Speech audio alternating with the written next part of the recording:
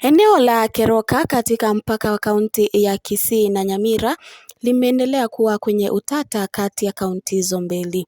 Kwenye mzozo ambao umeendelea kutatiza shughuli katika eneo hilo, kila upande umedai umiliki, huku swali likiwa je, Keroka iko Kisii ama Nyamira?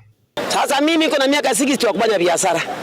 Lakini mwaka hii mimi nashangaa sana. Watu wanapikana, wanakimbizana na hapa ni watu tunasarekwa. Sasa mimi nasindi vile mimi nakaa barabara na hiyo vitu.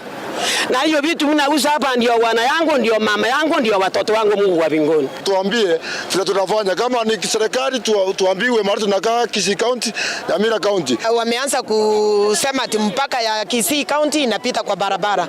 Na hao wa Nyamira wanasema mpaka ya Nyamira County inapita nyuma. Sasa tu kuelewa vizuri, wakaanza kidogo kidogo, vita ikatokea. Ilikuwa mvurugano kubwa sana. Kila mtu angalie boundary yake, akae kwake. Keep your line. Kisii County, chunga sana. Chunga mpaka yenu. Nataka niwaambie mimi bwana, siwezi tishwa.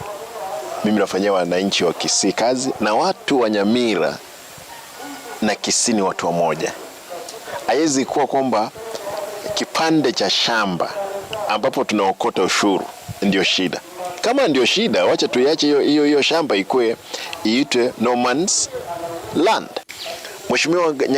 Mheshimiwa Nyaribo alikuwa ofisini, yeye na mwenzake aliyelala wakati kulikuwa na fujo, tena wakati nasikia watu walikufa 2016. Mimi sikuwa hapa.